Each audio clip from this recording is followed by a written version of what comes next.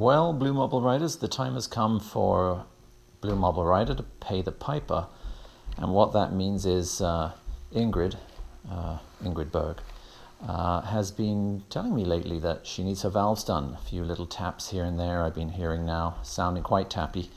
So while this is a wonderfully compact machine, and 240 pounds, beautifully compact, I mean it's very, very svelte. If you take a look from the back here, you'll see how tucked in it is. Gorgeous. Everything's very compact, everything's very tight. Gorgeous for riding, absolutely abysmal for servicing. So today I'm going to be taking the valves off. I'm going to get some knee pads, going to be do a lot of praying to the valve gods. Essentially what I'm going to have to do for the Husaberg is take off the seat, the plastics. Yes, it's going to get a lot worse than that. Next to be off will be the radiators. That'll be after draining the coolant. I'll have to take the rear subframe off underneath the seat. I'll show you all of that stuff, and then eventually that means that we can get to the valve cover. I can take the valve cover off. So yes, without further ado, let's get going.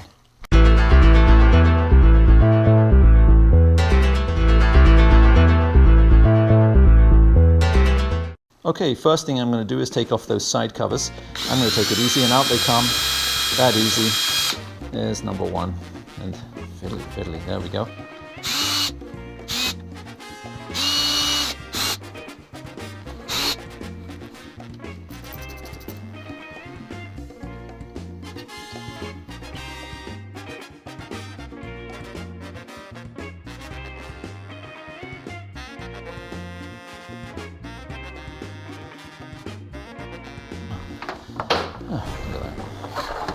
Finally, you can see what it is. Husaberg. How's that? Next, get the saddle off. That's just basically pulling it up.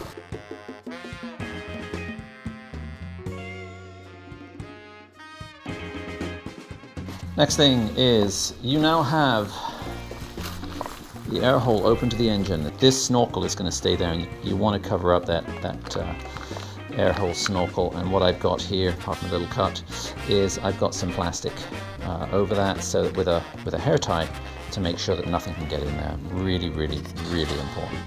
Next, we want to take the muffler off. Before we can take the muffler off, we have to take this little retaining spring off, and there are two bolts up here that we'll be dealing with as well. But first of all, to get the spring off, the Husaberg nice. They even cover it with a bit of rubber. Oh, quality. Quality, quality. So we're going to get that off.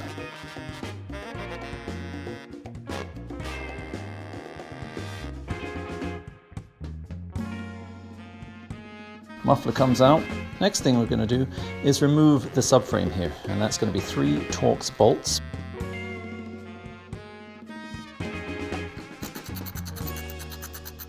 And even with grease, these are really quite tight and hard to get out.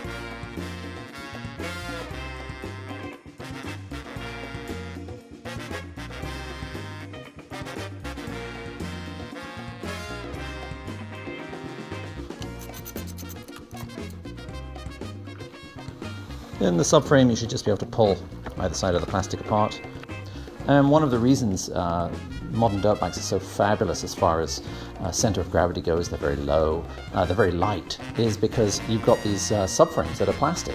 The tanks store fuel low down. This is all the fuel tank here.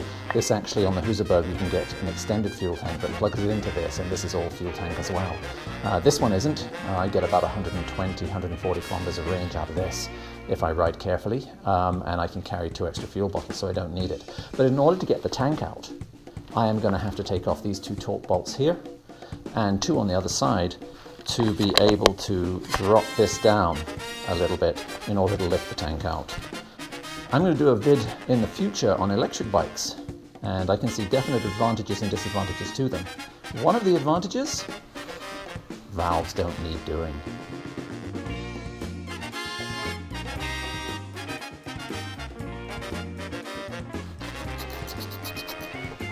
One thing Husaberg did do right with the maintenance is they made a very, very easy gas connector. You literally just push down on this metal barb on top here, depress it, and then these should come apart. Oh, there it is. Barely a drip of gas, and then it shuts pretty quick. Okay, there are a couple more things you will need to do before you can get the tank off. First of all, the fuel sensor, that tells you if you're running out of fuel. That needs to be disconnected. So just a little push on two little tabs here, and this comes apart here. So let's get the tank off.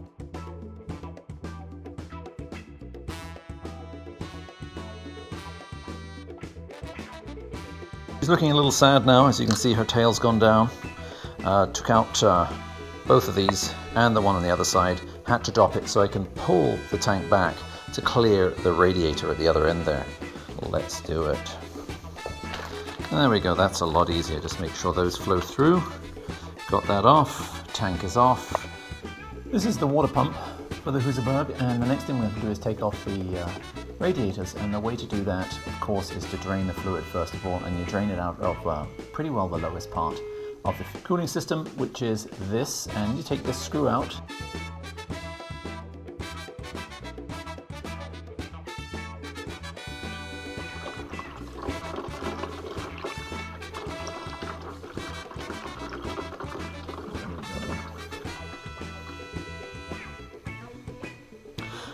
If your bike is equipped with a rad kit, then you're going to need to unplug a couple of connectors, one here. I've got Vaseline on that so it goes in and out very easily. Ooh, that sounds awkward. And then you'll notice there's a thermostat connection at the bottom here. This will have to come off. Then you've got radiator hoses to undo. You can undo those.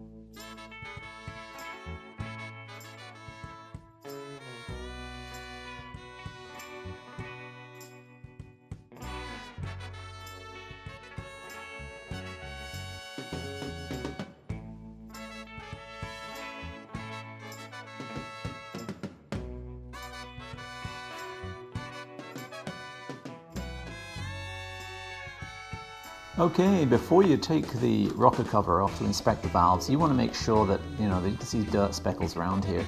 You want to make sure that you blow out any debris that's likely to fall. So I've got a compressor here. You can get canned air if you don't have an air compressor. You want to make sure that you're blowing that out.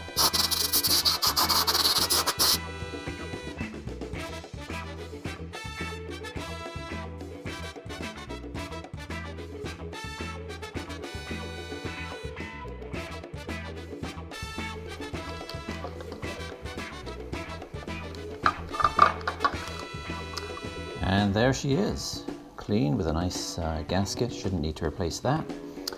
And loaded with oil, looking very nice and clean inside. So up next will come valve checks, and for that we're going to have to put a locking nut in, turn the back wheel in 6th gear and get it top dead center.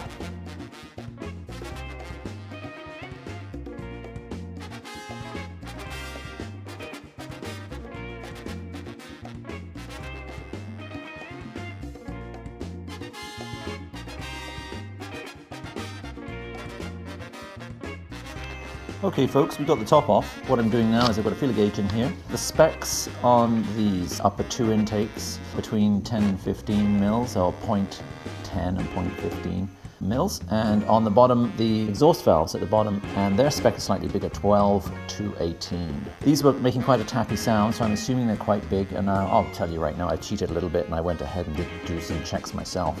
But here's the 15. Get some oil on there and just slip it under. Yeah, it goes in, and it's quite easy. Not easy, it's not swimming around. I mean, there's some force there, but these springs are really hard. I cannot compress them with my finger at all. And there's no play in the system. Very, very, I can't make any play. So these are going in, and it's 15 there. I don't have anything bigger. I have a 17 in the old-fashioned sort of feeler gauge here, if I put a couple together, and I can't get that in. So that tells me that it's about 15 or 16 hundredth of a mil, which is just outside the large side of the specs. It turns out this is too. You can get it in here. This goes in even easier. It's just check I've got the right one. Yeah, the 15th is there. And I can slip that in too. And I'm guessing that's definitely a 16th of a mil, because the 15 goes in, relatively easily. And then on the bottom end, they're still just in spec. Port, I'm a sailor, so port is this side. Intake 15. Just at the upper end of the spec, it's 10 to 15. And the starboard intake, 15 to 16, outside spec. I'm going to change both these and bring them down again, seeing as valves, unless you've got a real problem, you've got mushrooming valves, and valves will always get bigger. So if I bring these down to bottom spec, they should grow up. Really, what I'd rather do is bring them to midway in the spec, between 10 and 15 is 12 or 13.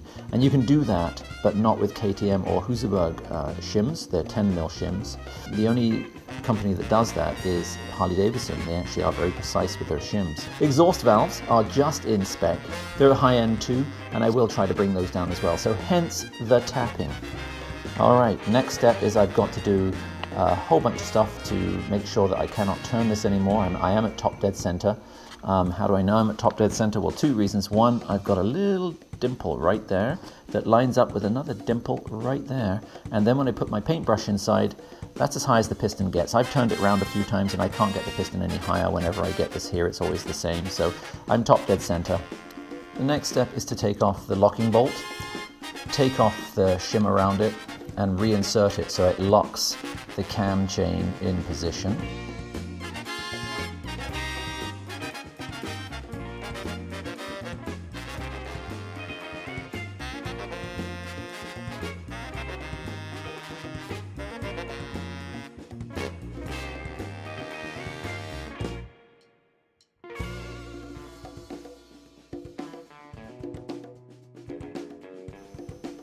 Okay, so the next thing that needs to come off is the cam chain tensioner.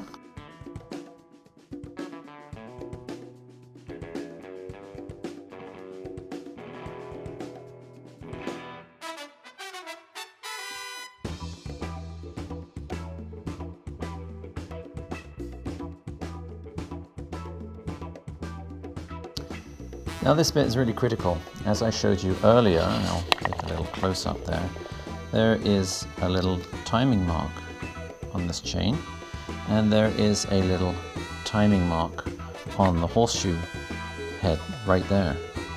Okay, those two line up. That means it's top dead center. But the next thing we're going to do is we're going to be taking, first of all, the horseshoe off and then the chain off. And you want to make sure you put the chain on back in exactly the same place. Now I already have a red mark there, but I'm going to put a new mark there, and it's blue.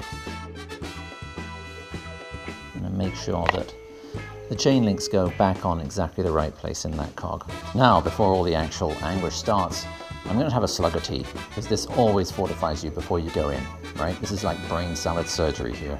So I'm going in with a slug of tea.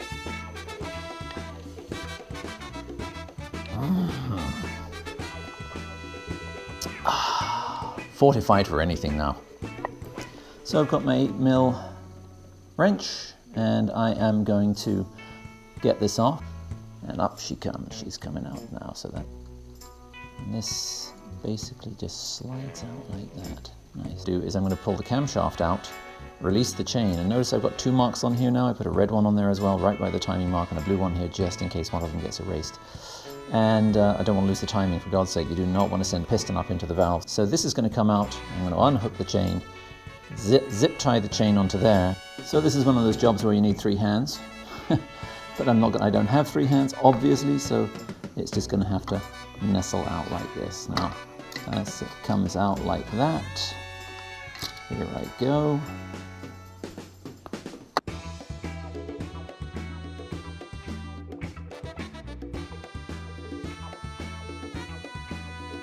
And we're looking at now, the chain is hanging there, so I don't really want that to hang down too much. So what I'm going to do is zip tie this as much out of the way as I can, so I can get to what I want to get to. So bearing in mind, zip ties once zipped cannot be loosened. I'm going to go steady. There we go.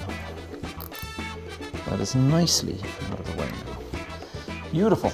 Okay, next thing I have to do, you will notice that the rocker arms have come right off those little shims, and I'm going to now have to take those shims out with a magnetic tool, one at a time, record where they are, and then make sure that I take the measurement. And I have two spare shims. I may be able to move some of these shims around. I may have to add one or two shims, or I may have to go to KTM, Husaberg, Husqvarna, or even a Harley dealer and get some shims, but I can't do that until I know what I need. Okay, and I've just managed to hook on this shim here. So I'm now going to take a peek at that and see what value she is, and then see if I have a replacement for her. 2.72 mils. So if that's 2.72, and I'm 5 too big, that means I need to close that gap up by 5 thousandths. That means I need a 277. So I've got 2 boxes of cams. These are all for an old Kawasaki I had. These are, what are these, 8.9 mil? Something like that. The Husaberg KTM, they take 10 mil. And so here they are. I've got basically a 2.9 and a 2.85. So these are too big for that gap. So I'm going to hope that I've got one close to what I need coming out of the bike. Otherwise, I'm going to have to buy some. All right, now to partially button her back up, get the camshaft back in, get the horseshoe plate on, and of course the chain in the right spot. Once I've done that, I can then unlock her and do some measurements, just to double check before I fully button her back up again. So there's the Loctite 243, which it suggests I put in.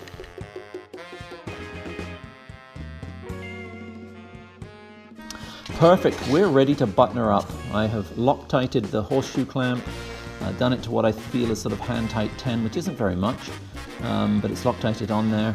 I've got my marks, my blue, my dot and red there, so I know the timing's all good. I'm going to have to put in this again.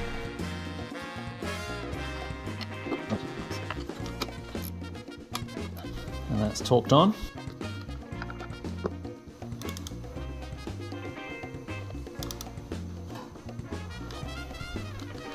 We have to remember to take the locking nut out and put the washer back in. If we don't do that, we'll have big trouble when we try to turn the bike over. We'll smash something.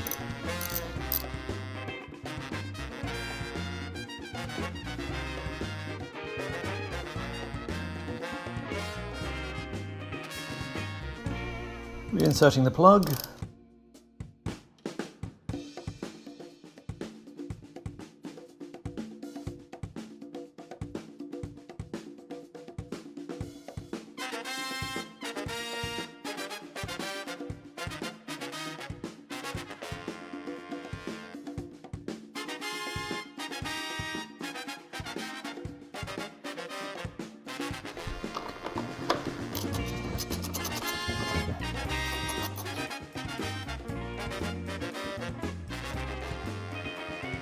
The next step is to put the subframe on. So you literally just slide this plastic on here and it snaps into the fittings nicely.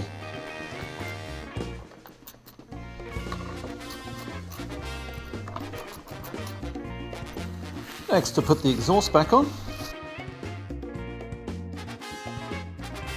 And then we put the spring. So, causing too much bedlam. Better idea, worked nicely.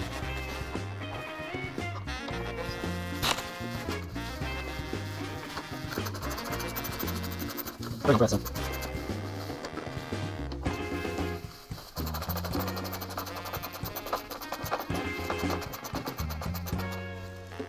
There she blows. Tuck snorkel in. And once again, cover your snorkel.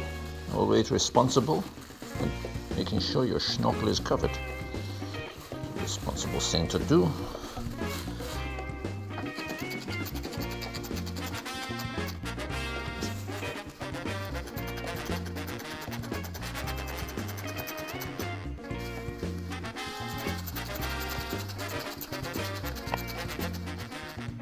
Buttoned up. Looking much better. Get a few wires out of the way. There we go. She looks good. I think I will give her a start up and we'll see how she runs, how she sounds, whether that tapping is still there, although it never was when it was cold, only when it was warm. One thing I always recommend you do after you finish buttoning your bike back up is to go around with a rag and just clean her up a little bit. You know, go to the spots that you've noticed while you've had her apart that could do a little bit of a polish. The reason I do that is because often I will find something, and I did find something. I found that I had not completely done up the shroud to radguard bolt. It was hanging out here. I had a little difficulty with the other side and completely moved on to something else, forgetting that I hadn't done this up. And that's how I found it, just by polishing, running up and down. My eyes were moving around over the bike and I found that I hadn't done that. Okay, the moment of truth. She She's running and she sounds really quiet, very, very nice.